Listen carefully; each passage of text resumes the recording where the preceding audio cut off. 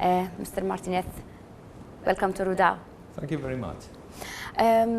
We start about the hot topic here in Iraq. We start with elections. Is Spain going to send election observers for the upcoming election on October 10? Yes, well, first of all, let me thank you for inviting me for this interview. It's a pleasure to have contact with with the Kurdish media in this case. I will be traveling to Erbil for the first time in my condition as Spanish ambassador to Iraq. I will be traveling in 2 days, and I'm looking forward to meet the Kurdish Prime Minister, President, visiting the Parliament as well, and of course having contact with the Kurdish people, with the people of Erbil in this case. When is this visit? This will take place in 2 days' time. I will be visiting on the 22nd. I will be received by the Prime Minister, and we are organizing other meetings. So I'm very much looking forward to this occasion. And coming back to what you said, well, these elections are very important. Elections are always the most important event in a democracy. It's the moment when the population expresses its political will. So first of all, I would like to invite all Iraqis to participate in the elections, since it's the moment when they can express really their will, where they can participate in Iraq's political life. And indeed, this election will be very important, very relevant, because Iraq is one of the main actors in the region. And lately, since I arrived about a month ago, I've seen how the Iraqi government is moving, is very active in the region. This will of being peacemaking country instead of creating problems. This strong decision by the government of trying to mediate among other countries to create a peaceful region is something which I really admire, because what Iraq needs and the region needs is peace and stability, dialogue among the different countries. So I think that these elections will really define the future of the region, not only the future of Iraq, which indeed will be decided, but as well the future of the region. And all all other countries, and especially countries that are not far away from Iraq, as is the case of Spain, we've been a Mediterranean country, having very strong relations with the Arab countries. For us, these Iraqi elections are extremely important. For this reason, of course, there will be Spanish observers in both teams in the United Nations observation team, as well as in the European Union observation team. There will be observers, and there will be Spanish specialists supporting the organization of this observation mission, which is complicated because it will be one of the biggest observation missions ever in any country. I think that in the case of the Europe, as I have heard, for the United Nations, it will be the biggest observation mission ever. And of course, for the European Union as well, it will be a large observation mission. Yeah, it's the first time in Iraq, not the first time in other countries, but the first time in Iraq. And there will be these missions precisely because of the importance of these elections. So, Mr. Ambassador, you're known as someone who is well blended with the society of Iraq, and you're aware of the issues of the youth. So, how do you think the political solution can resolve? Well, of course, I mean, everything has to be solved through political decisions. And of course, dialogue is needed, but this dialogue should be somehow organized by the government, by the parliament, by the political institutions of the country. No? So everything is political at the end of the day, not only what the government does, but as well what the political parties do, what the parliament, all other political institutions, what the citizens as political actors do as well. That's the way to solve problems, because the direction of a society, of a country, is always political, and that's what we would like to see, a government which is able and supported by the majority of the people, of the Iraqi people, and that is able to bring stability and peace to the country. I think, as I'm hearing, like, I feel like you have positive thoughts about the future of Iraq after this election and this political situation. Well, I'm very hopeful. I mean, I think that things are much better in Iraq, as I have heard from Iraqi political actors, from other colleagues, much better than they used to be 10 years ago. So I think that Iraq is moving on the right direction, and I'm sure that that Iraq has a wonderful future. It's a rich country with plenty of oil, with a large population, and the Iraqis are peaceful people. I mean, we cannot forget that these episodes of violence are always done by a small minority of people, and most Iraqis, what they desire is they desire stability, peace, and a better future for their children. Iraq depends on oil and sells a lot of it, but poverty and unemployment among the youth resulted in the October protests.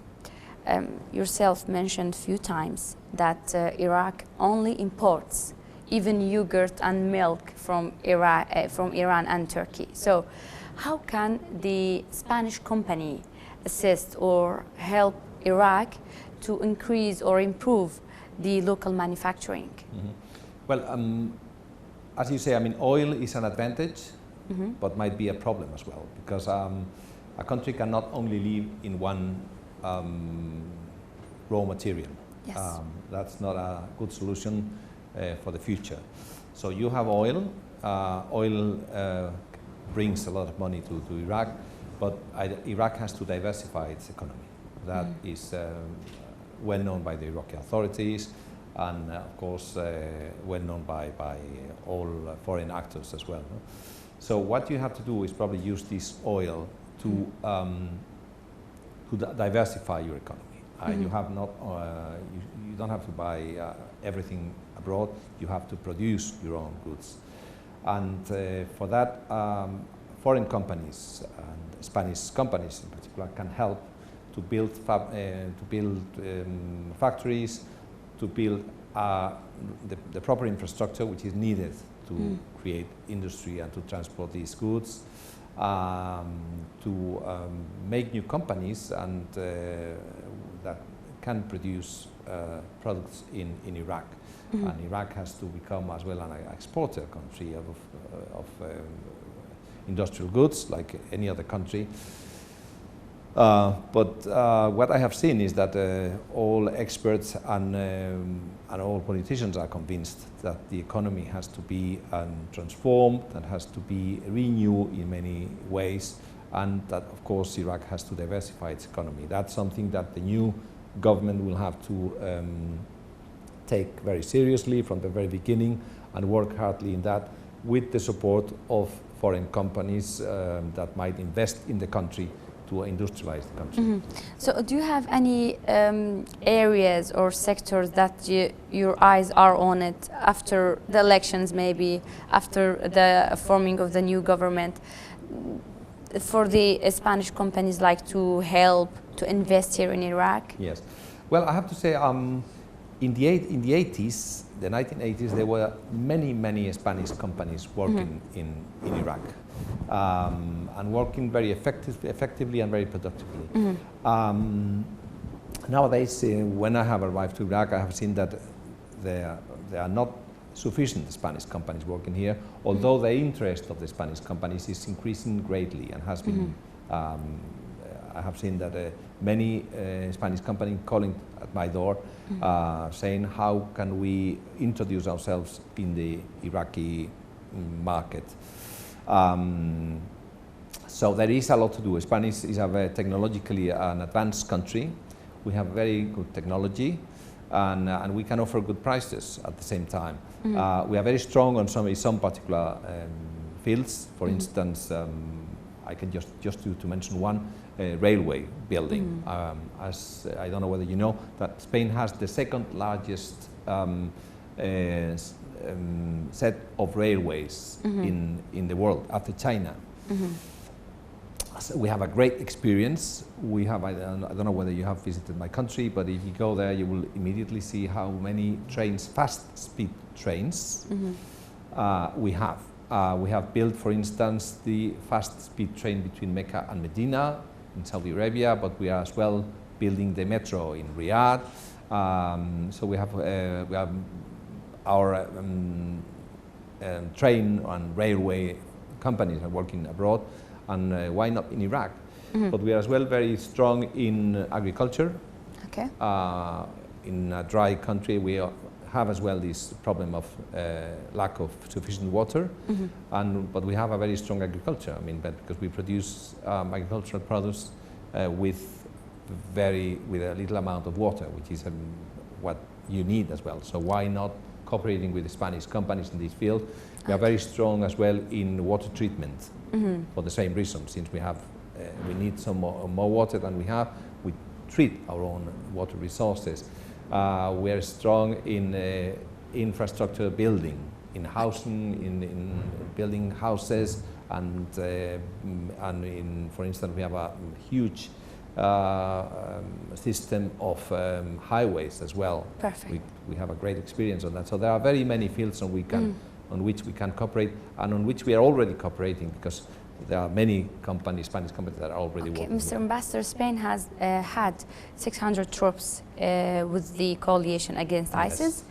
Right now, how many troops or military trainers do you have in Iraq and Kurdistan region? Yes. Well, due to COVID, this number has been diminished in the recent past, but the idea is, well, first of all, I have to say, I mean, our troops are here at the request of the Iraqi government, and they will remain as long as the Iraqi government wants to have us, like all other forces in the coalition. We want to continue supporting Iraq to find its security and stability, as I mentioned, and that's the reason why we have had troops. Altogether, we have had more than 5,000 soldiers working in Iraq that have trained more than 50,000 members of the Iraqi armed forces. And we are ready to increase the number that we have now, which is almost 300. But the idea is to increase this number if the Iraqi government wants us to increase them. What we have been doing is training, and we will continue working in this sector, training. No? We think it's important. I mean that this shows solidarity, and we are ready, of course. How many of your soldiers have been in Kurdistan region?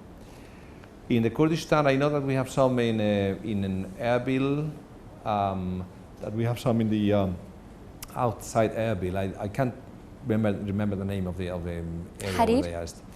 I can't remember. No, I don't think that's the place, but we have some. I mean, of course, all our troops, we don't have bases like, I mean, the coalition is situated in Iraqi bases. It's not, we don't have bases of our own. No? Yes, yes. ISIS attacks are increasing in Iraq, especially in disputed or conflict areas of Article 140 of the Constitution. Doesn't that worry Spain or other European countries? Well, my information is that the number of attacks is diminishing year by year. So it's not increasing. I mean, it's still in Kirkuk, in Mosul, in Salahuddin, maybe. Yes, but that has been like that for many years, unfortunately, you know. And the tendency, as I understood from the military people that are working there, is that the number altogether is increasing about 10% a year. So I'm optimistic that the situation will improve in the coming years, and that Daesh will be totally, that we will, of course, win the battle against this terrorist group. And for that, you may count, of course, with the support of Spain as well as other countries in the coalition. The US and the NATO countries' decision to withdraw from Iraq. What do you think about that decision? Was it the right move? Well, I mean, it was a decision taken by the Iraqi government that we all have to respect. But the idea is that the coalition, we will change our aims. Coalition will stop being a combat coalition, and we will dedicate our efforts basically to train the Iraqi army.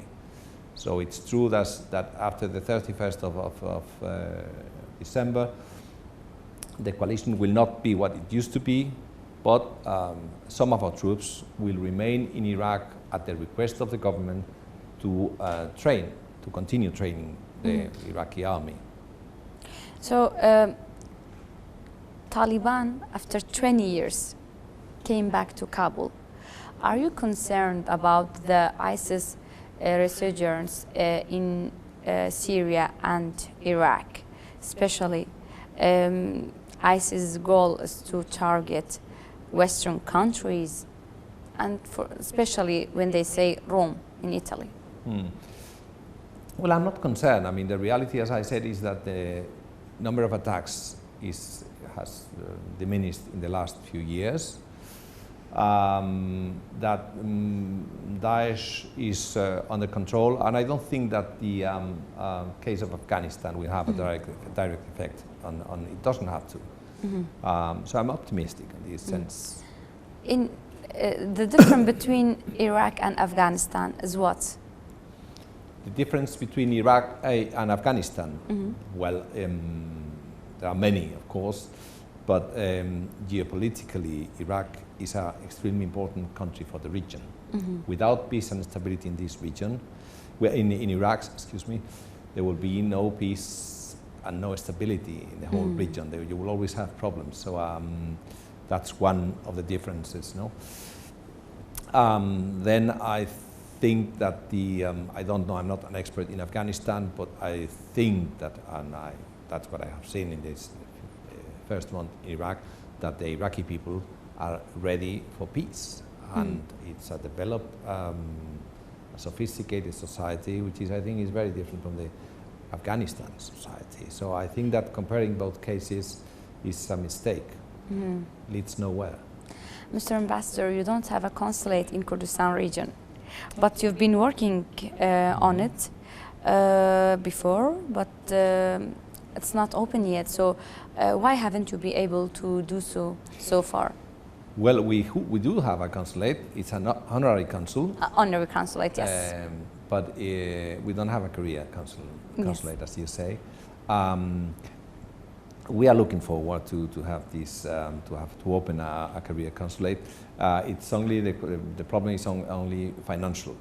Spain, in the last few years, we have been hit hard by the last two big international economic crises. The first one in 2009, and the second one is the COVID crisis, and that has hit hardly our economy, and that's the reason behind. I mean, we are closing consulates all over the world, and for this reason we have not been able to open a career consulate as we would like to have in Kurdistan. This will happen in the future, I'm convinced, and for the time being we have an excellent honorary consul who is working very hard for defending our Spanish interest in the region. Do you have any plans or ideas to improve trade or Spanish investment in Kurdistan region? Well, we have plans to increase our trade and our economic relations in Iraq. The advantage with Kurdistan is that the security situation is much better than in other parts of the country. That's why many of our companies have started by visiting Kurdistan and try to see how can they establish themselves in Kurdistan. So you have the advantage of having a well-organized political system and a peaceful, being a peaceful region. And that is basic for developing economic relations. You know, businessmen go where they see that there is stability and peace. And in this sense, Kurdistan is doing very well. I think Spain consists of 17 regions and 4 different languages. Yes. Yes, we have 17 autonomous regions. We have kind of a federal state. Same as you. We have parliaments in all of these regions, local governments. And we have different languages. Yes, we have Catalan. So what's the similarities? What are the similarities and differences between Spain, Iraq, and Kurdistan? Yes, well, basically, I mean, there are historical differences. No? We have had our, I mean, every country is different from each other. Of course. In the sense that we all have our own history, our own geographical environment, and that makes a difference among the different countries.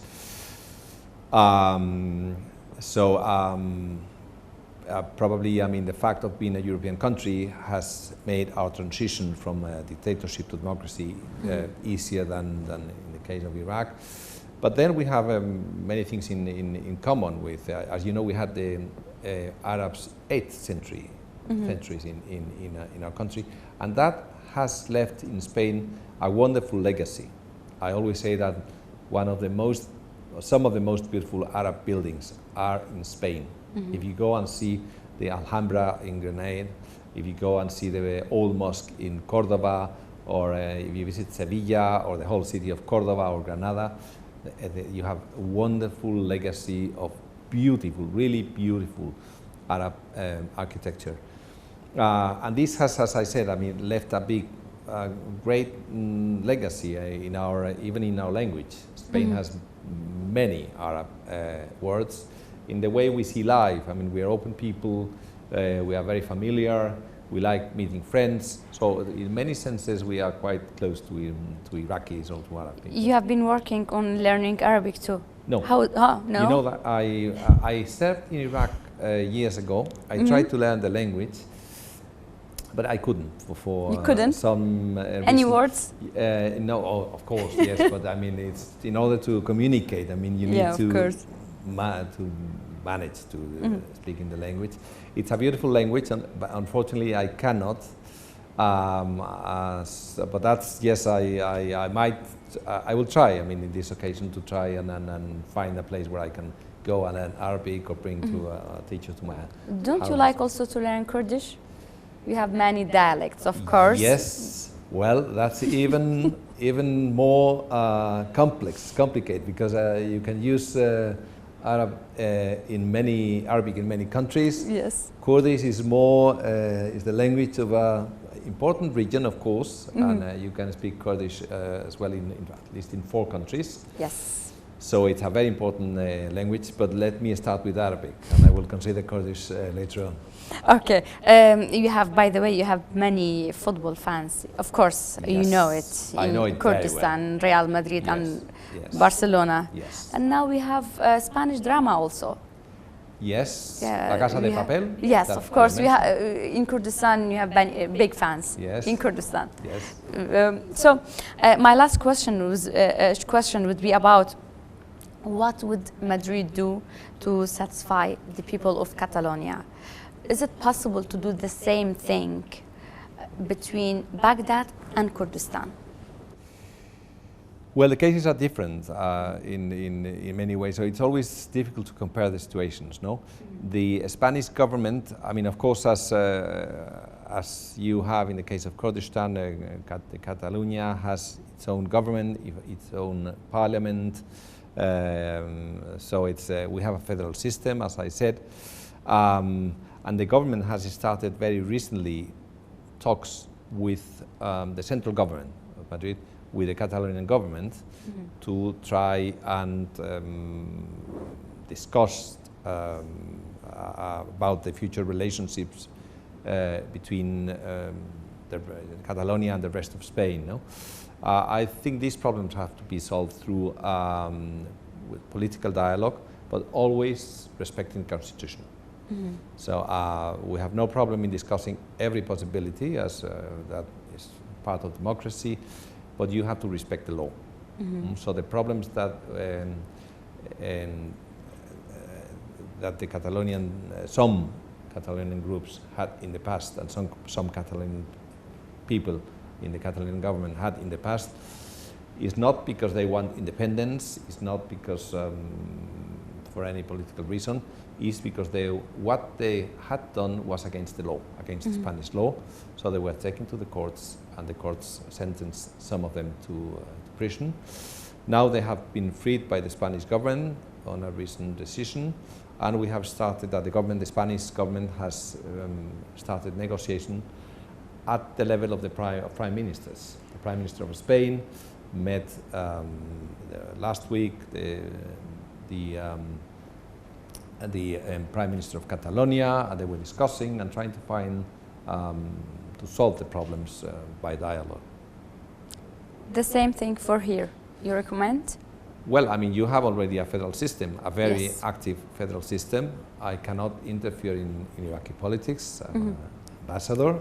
I'm not an Iraqi citizen. But I think that you have a wonderful federal system, and I know that there are continuous dialogues between yes.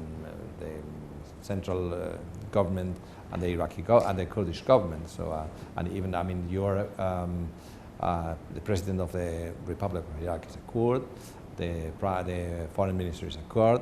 So there are many Kurds in the parliament. In the parliament, yeah. Of course, and at all levels in different Iraqi institutions. So I think that's the way to deal with these things. Thank you very much, Mr. Ambassador. Thank you. Thank you My very pleasure. much. Thank you very much.